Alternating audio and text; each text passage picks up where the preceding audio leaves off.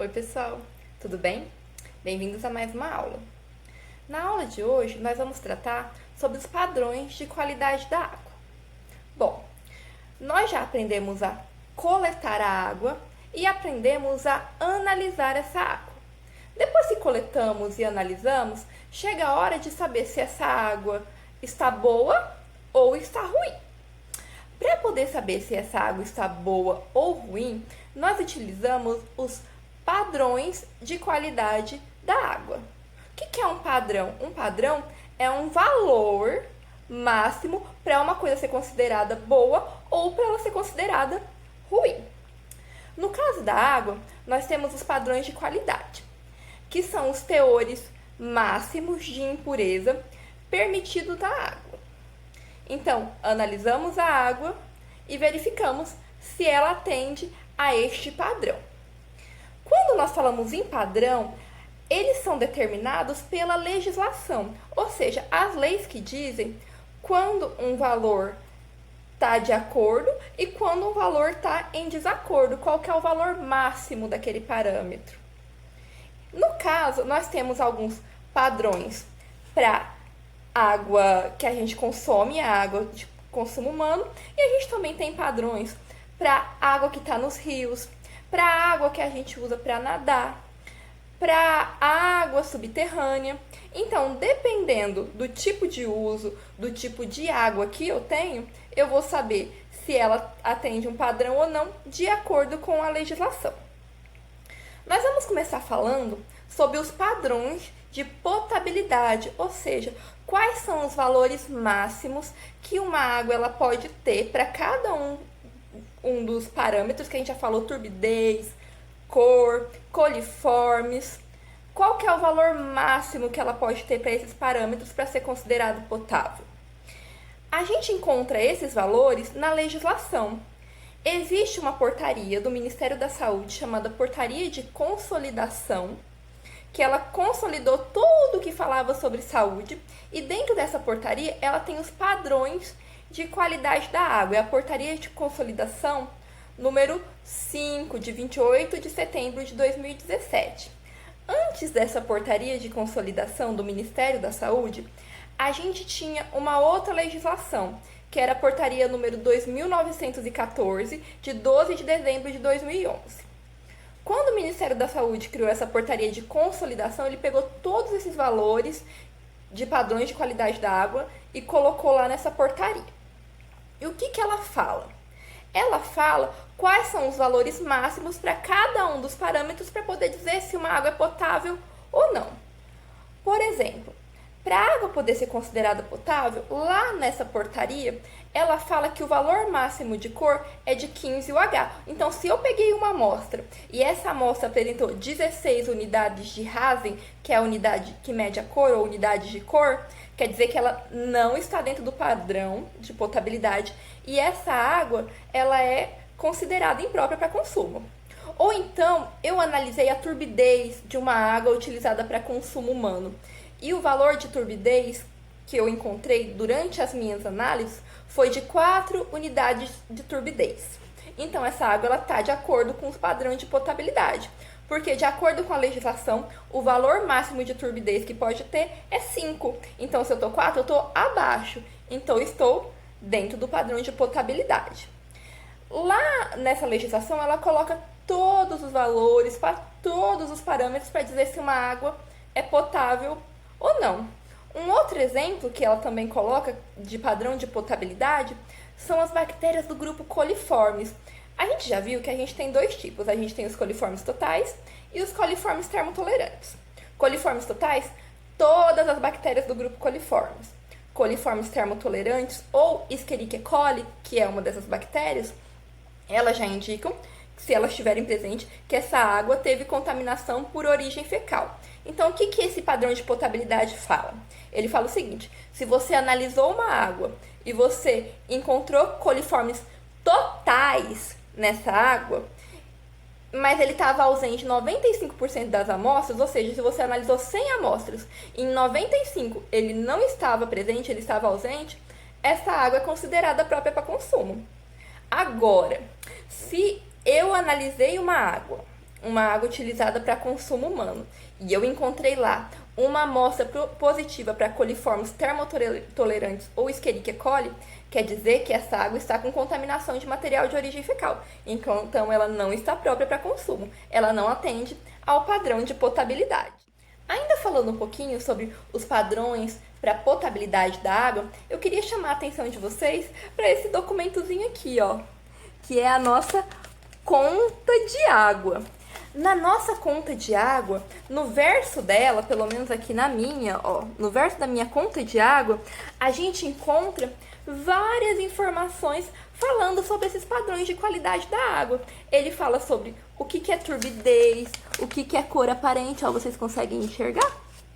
Se não conseguem enxergar, dê uma olhadinha na conta de água, na sua conta de água, para ver se tem também. Pela lei, a conta de água tem que ter essas informações. E na frente da nossa conta de água, ó, aqui na frente, a gente tem o número de análises que foram feitas para cada um dos parâmetros. Quais as análises que foram feitas, quais atendem e quais não atendem à legislação. Por exemplo, aqui na minha conta de água. Aqui fala que foram feitas 56 análises de turbidez durante esse mês da conta. E ele diz também que 56 amostras atenderam à legislação. Ou seja, 56 das amostras analisadas, todas as amostras analisadas, tinham um valor de turbidez menor que 5. Então, tá de acordo com a legislação. Uma outra coisa que eu queria chamar a atenção de vocês, não sei se vocês vão enxergar direitinho. Aqui na minha conta, ele fala de Escherichia coli e também de coliformes totais. Ele fala o seguinte, que foram feitas 56 análises de amostras de coliformes totais, mas que 54 só estavam em acordo com a legislação. Quer dizer que essa água está imprópria para consumo? Não. Quer dizer que analisou essa água, 56 amostras estavam sem presença de coliformes totais, 56 amostras analisadas, 54 estavam sem a presença de coliformes totais e apenas 2 apresentaram coliformes totais. A legislação diz que 95% das amostras que não pode ter coliformes totais atende à legislação. Então, essa água está potável do ponto de vista desse parâmetro. E quando a gente vê aqui, ó, a Escherichia coli, que são os coliformes que é um coliforme termotolerante, a gente vê que das 56 amostras analisadas, 56 deram resultado negativo. Então, a minha água não estava contaminada por material de origem fecal. Estava própria para consumo. Um outro padrão que a gente utiliza muito também quando a gente analisa a água é o padrão para as águas superficiais. Por exemplo, aquela amostra que eu coletei lá no Parque das Águas, lembra que eu mostrei para vocês? Aquela amostra, ela é uma amostra de uma água superficial, de um lago. Ela é um lago, né? E essa amostra, ela também tem padrões para ser analisados, né? E a gente utiliza como legislação a Resolução CONAMA número 357 de 2005 e suas alterações. O que é essa Resolução CONAMA? O CONAMA, ele é o Conselho Nacional de Meio Ambiente. E esse conselho, ele estabelece valores, ele estabelece padrões, ele diz como que o governo deve gerenciar o meio ambiente. Então, ele coloca valores para a água, para os padrões da água. Essa resolução, ela classifica os cursos d'água em 3 tipos. Em águas salgadas, que é tipo aquela água do mar. Em águas salgadas ou salinas, né, que a gente chama. Em águas salobras, que é aquela água que tem aquele gostinho de sal, mas que não é necessariamente salgada. E também em águas doces, que é essa água que a gente utiliza, a água do rio, né? Normal. Como é que a gente sabe o que é cada uma? As águas doces são aquelas que têm salinidade inferior a 0,5%. Isso fala nessa legislação. As águas salobras são aquelas que têm salinidade entre 0,5% e 30%. E as águas salinas, como por exemplo a água do mar, a água de mangues, é aquela com salinidade igual ou superior a 30%. E o que essa resolução faz também? Ela pega esses 3 tipos de água, doces, salinas e salobras e classifica elas de acordo com o uso preponderante, ou seja, com o uso mais importante. Por que ele faz isso? Porque, por exemplo, se eu tenho um uso lá que é o abastecimento humano. Se é uma água que é utilizada para abastecimento humano, então ela é uma água que ela tem que ter mais qualidade. Então os padrões dela têm que ser padrões mais elevados. Um outro uso preponderante é a água para uso industrial. Se é uma água que vai ser usada, por exemplo, uma indústria de alimentos, ela tem que ter um padrão mais elevado. Mas se é para uma indústria de tingimento, que você não vai consumir água, mas ela ao mesmo tempo não pode mudar a coloração do tecido, então ela também vai ter um valor. Então, essa resolução, ela classifica as águas em classes de acordo com o seu uso. Por exemplo, uma água que é usada para harmonia paisagística, que é só para a gente ir lá e ver que tá bonitinho. Ela não precisa ser uma água assim de tanta qualidade, porque ninguém vai ter contato. Se é uma água que a gente utiliza para contato primário, recriação de contato primário, por exemplo, uma água que a gente utiliza para nadar, ela já é uma água que tem que ter uma qualidade melhor. Mas se é uma água que a gente utiliza só para andar de barco, aí ela não precisa ter uma qualidade tão boa. Então, essa resolução, que é a resolução CONAMA número 357, ela fala o valor para cada um dos padrões de acordo com a classe dessa água. E essa classe é de acordo com o uso.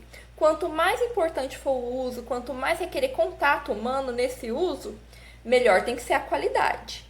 Quando não for um uso que seja assim que tenha tanto contato, já pode ser uma qualidade inferior. Isso quer dizer que a gente pode sair poluindo a água? Não. Essa resolução, ela também coloca valores máximos para você despejar poluentes, o tanto que pode ter para não alterar a classe dessa água, ok?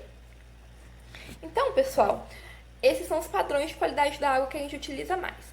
Vocês podem também dar uma olhadinha no material que eu deixei aí disponível para vocês, tem essa resolução falando quais são esses valores máximos. Eu gostaria de chamar a atenção para vocês para a questão do oxigênio. Geralmente, quando a gente fala em padrão de qualidade da água, a gente sempre pensa, nossa, é um valor máximo que pode ter. Não pode passar disso. Por exemplo, se lá tá que pode ter 1 miligrama por litro de bário, não pode passar disso. Mas quando a gente fala de oxigênio, ele é o contrário. Ele não é um parâmetro que a gente tem que ter pouco. Quanto maior o teor de oxigênio na água, melhor para a água, melhor é para a vida dos seres vivos que estão na água. A gente até estudou isso quando a gente falou sobre matéria orgânica, DBO, oxigênio. Então, pessoal, quando a gente fala de oxigênio, ele é um parâmetro ao contrário. Em vez de ter um valor máximo que ele pode ter, ele tem um valor mínimo. Quanto maior for a quantidade de oxigênio na água, melhor vai ser a qualidade dessa água, no caso dos peixes, para a vida marinha.